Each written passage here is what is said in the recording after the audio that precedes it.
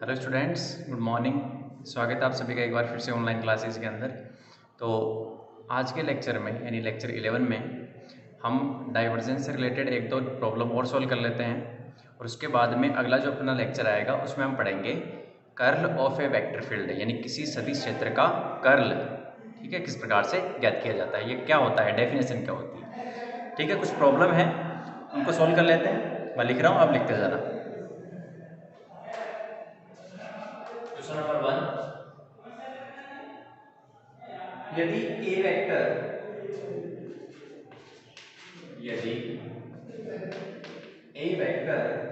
एक नियत सदिश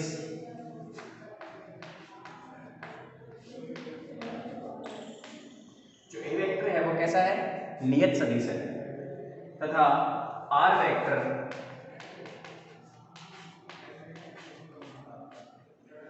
स्थिति सदिश है,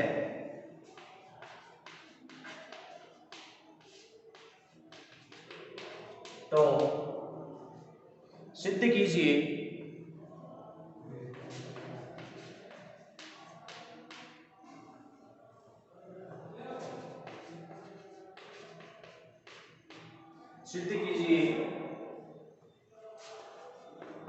divergence of A vector cross R vector बराबर 0।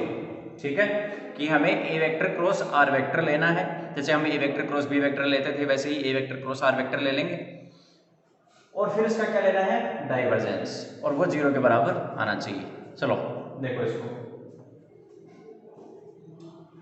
सबसे पहले जो क्वेश्चन के हिसाब से इसकी लैंग्वेज पढ़ते हैं क्या है। यदि ए वेक्टर एक नियत सदिश है, नियत सदिश में मैंने बताया था कि उसके घटक फिक्स रहते हैं, जैसे a1 a2 a3 या फिर ax ay az जो भी आप मानते हैं वो क्या रहेंगे, फिक्स रहेंगे। देखो इधर माना a वेक्टर बराबर a1 i cap a2 j cap plus a3 k cap. Okay, ये हमने एक सदिश मान लिया है जो कि नियत है, क्योंकि यहां पर a1 a2 a3 का मान कैसा है, नियत है, फिक्स है। स्थिति सदिश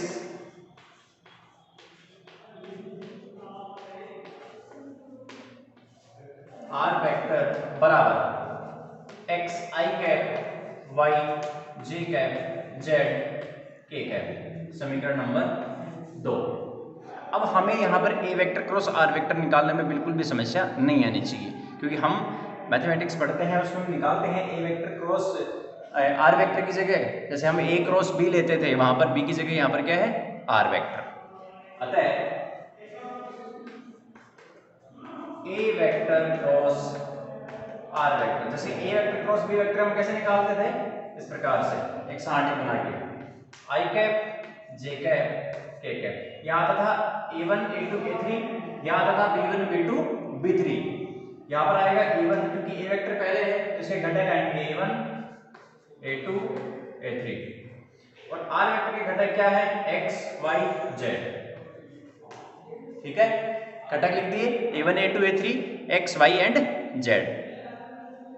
इसको खोल लेते हैं, इसको ओपन कर लेते हैं। इस प्रकार से ओपन होगा, देखो आई कैप को जब ओपन करेंगे तो ये यानी फर्स्ट कॉलम और फर्स्ट रो, इसको रो बोलते हैं और ये कॉलम होता है, आप जानते हैं।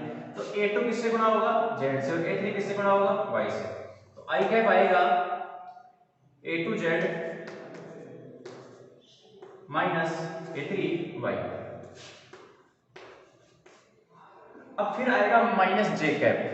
ठीक है,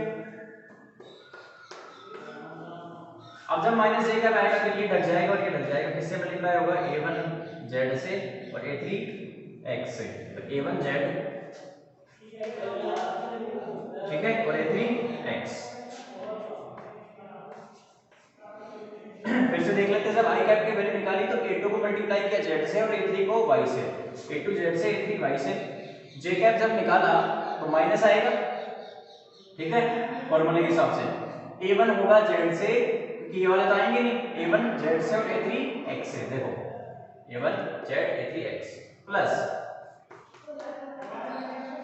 K cap, okay, plus K cap, ये डल जाएगा, ये डल जाएगा, A1 होगा Y से और A2 होगा X से। क्लियर? ये अपने पास वैल्यू आई है। अब इसको आप दे दो इक्वेशन नंबर 3, और इसका हमें क्या लेना है? अब इसका लेना है डाइवर्जेंस, क्योंकि देखो क्या करना है, divergence of A vector cross R vector. तो इसका डाइवर्जेंस ले लो प्रश्नानुसार। तो प्रश्नानुसार हमें जब इसका डाइवर्जेंस लेना होगा, ए वेक्टर क्रॉस आर वेक्टर का डाइवर्जेंस, यानी कहने का मतलब समीकरण जो 3 आई है अपने पास, क्योंकि हमने निकाला ए वेक्टर क्रॉस आर वेक्टर, इसका लेना है डाइवर्जेंस। इसका अपसरण इस प्रकार से लिया जाएगा, इसका फॉर्मूला है अपने पास, डाइवर्जेंस का फॉर्मूला होता है आई कैप। डाइवर्जेंस का मतलब होगा इस प्रकार से, देखो डेल वेक्टर का अदिश गुणनफल किसके साथ? A vector cross R vector के साथ। अब डेल संकारक क्या होता है? डेल संकारक I cap del by del X plus J cap del by del Y plus K cap del by del Z. इसका डॉट लेना है किसके साथ? A vector cross R vector के साथ। ठीक है, मतलब A vector cross R vector का जो मान आया है समीकरण 3 में, वो रखना है अपने को यहां पर। अतः divergence of A vector cross R vector बराबर हो जाएगा I cap del by del X plus G cap del by del Y plus K cap del by del Z dot. अब ये पूरा लिखना है यहाँ पर। तो आई कैप, उसके ब्रैकेट में क्या, इसको इस प्रकार से लिख देते हैं, ये वाला ब्रैकेट काम ले लेते हैं, मिडिल ब्रैकेट, मध्य कोष्ठक, A two Z minus A3y plus, इसको मैं प्लस के साथ लिख रहा हूं, इसको मैं किसके साथ लिख रहा हूं? प्लस के साथ। तो ये कॉमन आ जाएगा, A3x पहले आ जाएगा और A1z बाद में लिख जाएगा। तो A3x माइनस A1z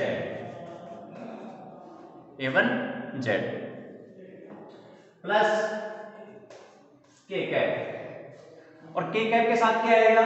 ये वाला पार्ट A1y माइनस A2x, ये बन, ठीक है, ब्रैकेट। अब i का i के साथ होगा, इसको लिखते हैं यहां पर, नोट करो इसको।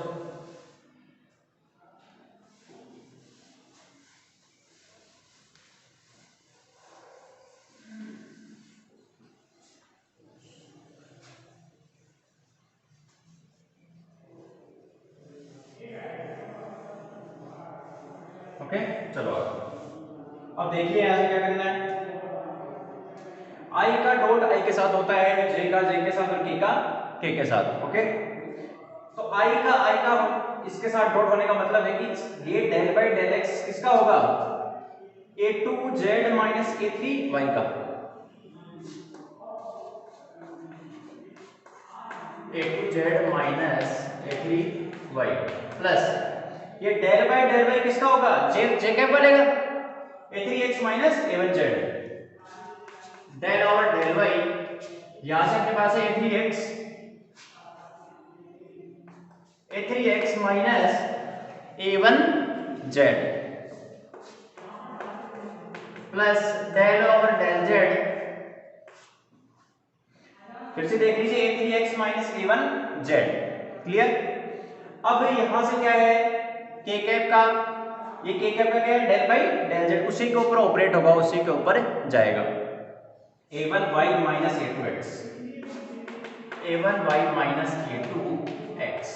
अब इसको ध्यान से देखिए, इसमें कहीं भी x नहीं है, यदि a2 और a3 चर होते, वेरिएबल होते, लेकिन यहाँ पर कांस्टेंट है, नियत है, इसका मतलब उनका अवकलन नहीं होगा x के सापेक्ष, और ना इसमें x है कहीं, इसका मतलब टोटल क्या हो जाएगा 0, प्लस इसमें कहीं y है, y नहीं है, इसका मतलब 0, इसमें z नहीं है, इसका मतलब इसका भी 0 बराबर 0। अतः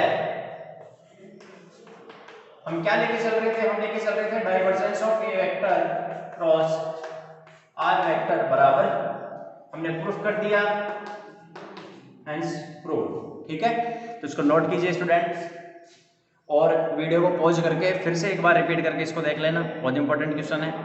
ठीक है, जितने भी मैं न्यूमेरिकल करवा रहा हूँ, न्यूमेरिकल अच्छे से क्लियर होने चाहिए और उनकी प्रैक्टिस करना बुक में, और यदि आपको अच्छे से न्यूमेरिकल मिल जाए तो प्रैक्टिस करते रहना। ओके, चलो नोट करो। अब चलते हैं सेकंड न्यूमेरिकल के ऊपर।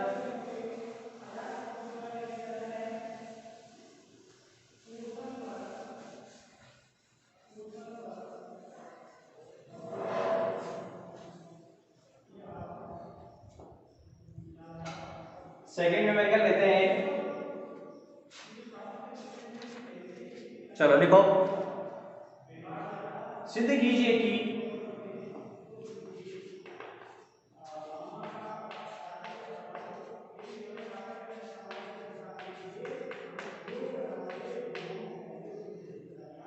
डेल स्क्वायर आर की पावर n, डेल स्क्वायर है ये क्या है, डेल स्क्वायर, डेल स्क्वायर का मतलब होता है लाप्लास संकारक, जो होता है del vector dot del vector. ठीक है, आर की पावर n उसके ऊपर ऑपरेट हो रहा है, और मान कितना आ रहा है n प्लस 1, आर की पावर n-2, ये हमें प्रूफ करना है, जहां n एक नियतांक है, जहां n एक नियतांक है एवं r स्थिति सदिश का परिमाण है।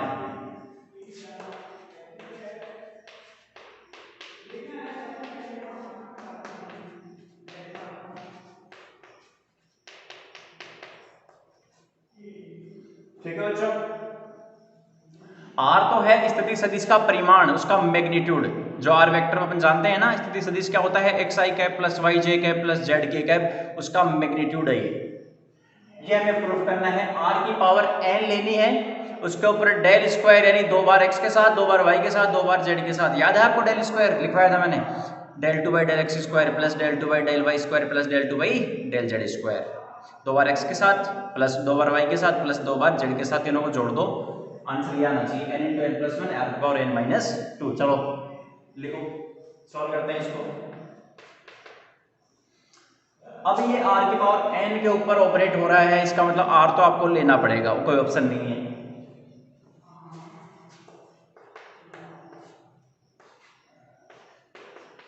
xi cap yj cap zk cap, equation number 1, स्थिति सदिश हमने मान लिया, और मान क्या लिया, होता ही है xi cap plus yj cap plus zk cap.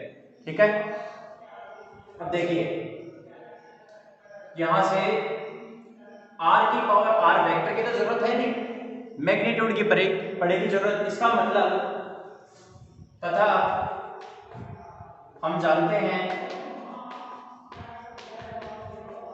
कि जो r स्क्वायर आएगा, इस यहां से r स्क्वायर आएगा, वो आएगा x square plus y square plus z square. ये आता कैसे है, जिनको पता नहीं कि r स्क्वायर कैसे लिख दिया, वो यहां से आता है, r वेक्टर का r वेक्टर के साथ डॉट प्रोडक्ट ले लो, r वेक्टर का r वेक्टर के साथ अदिश गुणनफल ले लो, इधर तो बन जाएगा r स्क्वायर, इधर i कैप का i कैप के साथ होगा, इसका मतलब x का x के साथ x square plus y square plus z square, ये बन जाएगा।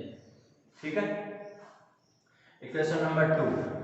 अब यहां से जब इसका del r by del x करेंगे तो कितना आएगा, x अपॉन r आएगा, del r upon del y करेंगे तो y अपॉन r आएगा, और इसी प्रकार से del r upon del z करेंगे तो ये आएगा z अपॉन r। इसको दे देना इक्वेशन नंबर 3, ये हम कर चुके हैं पहले।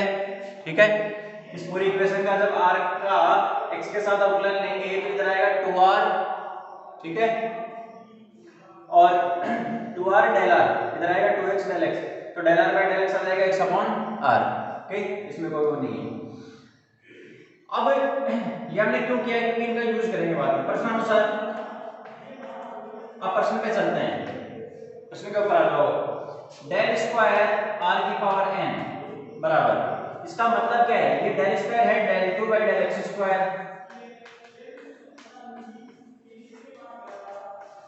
Del 2 by del z square, और ये r की पावर n है। ठीक है, दो बार x के साथ कर लो, दो बार y के साथ, दो बार z के साथ। तो पहले x के साथ करते हैं, इक्वेशन नंबर दे दो इसको 4, क्योंकि डेल बाई डेल x बार करते हैं और एक बार अवकलन करवा लेते हैं r की पावर n का, फिर इसके बाद में एक बार और कर देंगे अवकलन। r की पावर n का कितना होगा, पहले r की पावर n का करो, n r की पावर n माइनस 1। ठीक है, अब r का कितना होगा, del r by del x, और बाहर क्या चल रहा है, बाहर चल रहा है डेल बाई डेल x। एक बार और अवकलन जो बाद में करेंगे, पहले भी एक बार किया है, फर्स्ट टाइम किया है, उसका मान कितना है, n r की power n minus 1 del r by del x, इसका मान कितना है, x अपॉन r, रख दो यहां पर।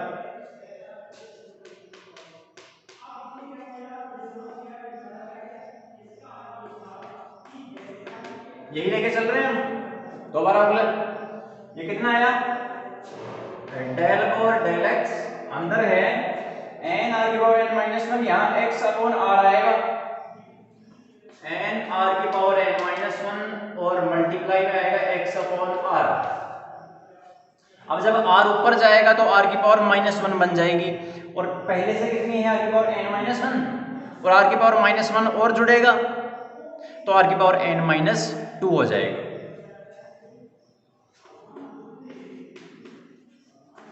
तो ये बन जाएगा n r की power n minus 2 into x। ठीक है, यहां तक कोई समस्या नहीं आनी चाहिए।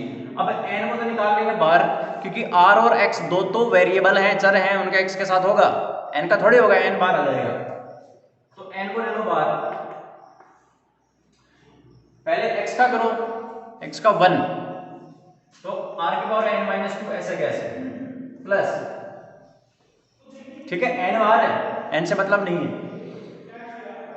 x ऐसे कैसे रहेगा, देखो पहले हमने r की पावर n माइनस 2 को ऐसे कैसे माना और x का किया तो कितना आया 1, 1 लिखा नहीं जाएगा क्योंकि मल्टीप्लाई 1 करने से कोई मतलब नहीं। फिर प्लस x ऐसे कैसे, r की पावर n माइनस 2 का कितना होगा, n माइनस 2 बाहर आएगा, r की पावर n माइनस 3 हो जाएगा।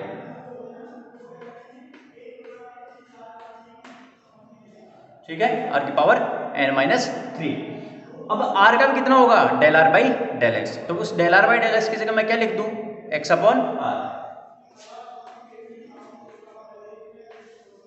ध्यान रखना, मैंने यहां पर मैं इसको एरो लगा के लिख देता हूं, ये आएगा एक्चुअल में del r by del x। Confuse मत होना इस चीज से कि x अपॉन r कैसे लिख दिया, डेल r का डेल, क्योंकि पहले फलन का होगा r की पावर n माइनस 2, फिर r का होगा del r by del x, तो del r by del x का मान मैंने लिखा है x अपॉन r यहां से। क्लियर, कोई कंफ्यूजन क्रिएट नहीं होना चाहिए, बिल्कुल आसान है। अब देखो x और x क्या बन जाएगा, एक्स स्क्वायर, और r की पावर जब ऊपर जाएगा ये तो r की पावर माइनस 1, तो पहले कितनी है r की पावर n माइनस 3, अब कितनी हो जाएगी r की पावर n माइनस 4। तो यहां से आ जाएगा n बाहर रहेगा, r की power n minus 2 plus x square, ठीक है, x और x का हो जाएगा एक्स स्क्वायर हो जाएगा, और यहां से n माइनस 2 भी रहेगा, ठीक है, n माइनस 2 रहेगा इसमें, तो यहां पर r की पावर कितनी बन जाएगी, n माइनस 4। ठीक है बच्चों, अब देखो ये मान आ गया किसका, जब हमने ये निकाला है, यानी इसका पहला पार्ट, ये वाला पार्ट, जब ये निकालेंगे तो कितना आएगा, इसको दे दो 4 के बाद में 5। इसी प्रकार del 2 by del y square, और किसका निकालना है, r की पावर n का, दो बार y के साथ करेंगे तो कितना आएगा, यही आएगा, n रहेगा बाहर, r की power n minus 2, plus y square x square की जगह,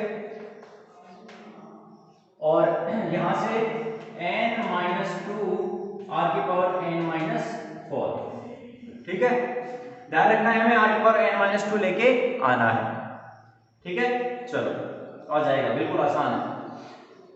ये हो गया किसके लिए, और यहां से तीसरा लिख दो, del two by del Z square R की पावर n को, दिख रहा है बिल्कुल, del two by del Z square तीसरा ये पार्ट, जब ये आर की पावर n का करेंगे दो बार जेड के साथ आर की पावर n का अवकलन, तो ये यहां से आएगा n आर की पावर n माइनस टू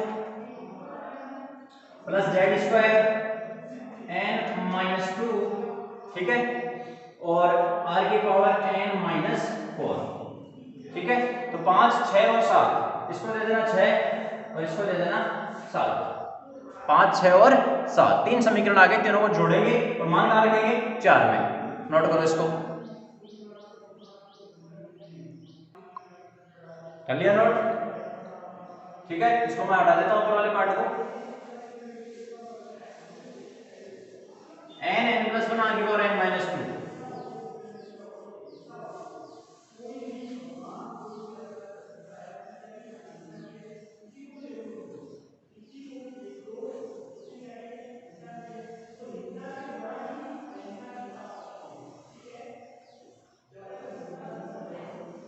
इसमें 4 में मान रखना है। अब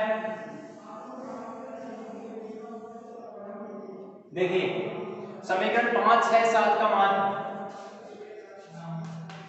5, 6 व 7 का मान समीकरण 4 में रखने पर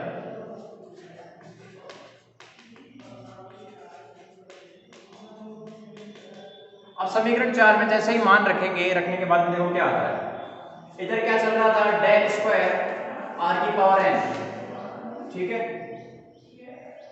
डेल स्क्वायर आर की पावर n में रखना है, तो 5, 6, 7 का जब मान रखेंगे तो तीनों को ऐड करना है, तो n, देखिए आप ध्यान से देखिए इधर, n और n तीनों में कॉमन है, तो ये तो बाहर आ जाएगा।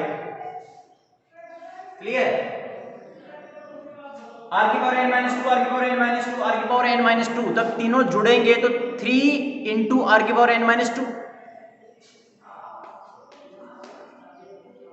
3 से गुणा हो जाएगा ना आर की पावर n माइनस टू, 3 है, तीनों जुड़ेंगे आर की पावर n माइनस टू, ये और ये।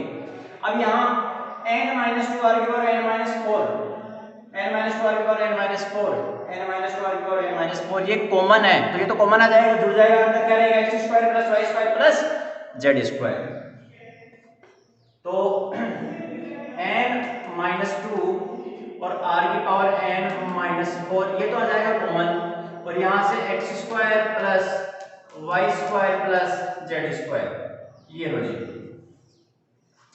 ठीक है, क्लियर। अब ये x square plus y square plus z square क्या है, इक्वेशन नंबर 2 को देखो, ये है आर स्क्वायर, तो इसकी जगह क्या आ जाएगा आर स्क्वायर, यहां से 3 आर की power n minus two plus n minus two R की पावर n माइनस फोर और आर स्क्वायर। अब देखो जब r की पावर n माइनस फोर और 2 जुड़ेंगे तो यहाँ पर इफेक्टिव कितना आ जाएगा, r की पावर n माइनस टू, क्योंकि 2 प्लस का है 4 माइनस का है, तो n माइनस 2 बच जाएगा, तो ये आ जाएगा अपने पास n 3r n minus two plus n minus to r की power n minus two. Clear, याद है, क्लियर है। अब देखिए क्या करना है, r की power n minus to, r की पावर n माइनस टू, ये तो आ जाएगा कॉमन, ठीक है, तो कॉमन आने के बाद में n बार चल रहा है, r की power n minus two common आ गया, यहाँ 3 है और यहाँ पर क्या है n माइनस टू, 3 में से 2 गए तो कितना बचा 1, तो n प्लस 1 बच जाएगा, तो n बाहर है, n प्लस 1 यहाँ से आया और r की पावर n माइनस टू। हो गया प्रूफ कि डेल स्क्वायर आर की पावर n कितना होता है, n minus sorry n plus 1 R की power n minus two. Clear है, नोट करो इसको। तो हमने ये दो न्यूमेरिकल सोल्व किए हैं, ठीक है। अब एक न्यूमेरिकल लिख रहा हूं, उसको तुम कोशिश करना उसको सोल्व करने की।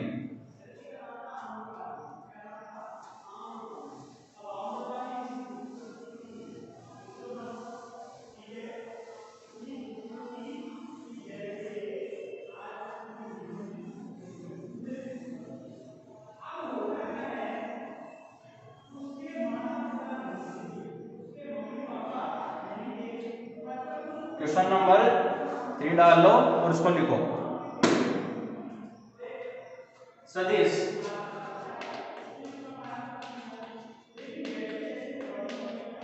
ए वेक्टर बराबर x plus 3y I cap plus y plus 2z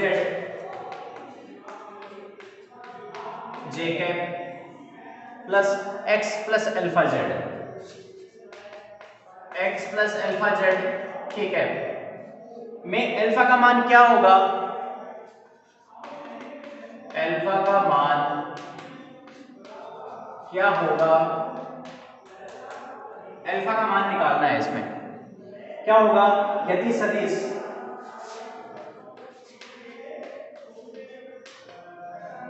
A vector कुंडलिन या परिनालिकीय सदिश हो।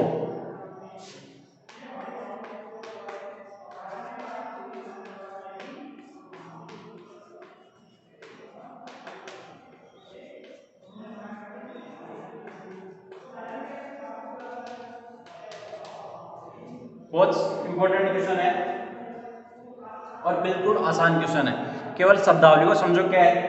यदि कोई सदिश है ए वेक्टर जो कि मान उसने दिया है, में अल्फा का मान ज्ञात करना है। यदि सदिश ए वेक्टर कुंडलिन या परिनालिकीय सदिश हो।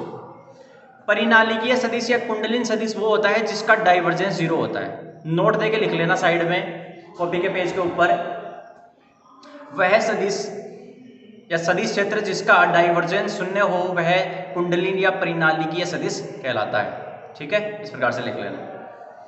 तो इसका क्या करना है? डाइवर्जेंस 0 करना है कि डाइवर्जेंस ऑफ ए वेक्टर बराबर 0। अब ए वेक्टर आपके पास है, डाइवर्जेंस का डेल संकारक del vector I cap del by del X plus J cap del by del Y plus K cap del by del Z. और ये अल्फा का मान निकालोगे, अल्फा का मान कितना आ रहा है? अल्फा बराबर -2। इससे वेरीफाई कर लेना। ठीक है, 0 करोगे तो एक साइड में 0 रहेगा, एक साइड में कुछ अल्फा की कुछ वैल्यूज रहेंगी। तो एक अल्फा को एक साइड में लेफ्ट हैंड साइड में रख के बाकी जो भी है वो राइट हैंड साइड में लेके जाना। अल्फा बराबर -2 वैल्यू निकल के आएगी, अल्फा बराबर -2। तो आज के लेक्चर में इतना ही करेंगे। ठीक है, ध्यान से देखना न्यूमेरिकल्स को, थ्योरी को। ठीक है, थैंक यू वेरी मच।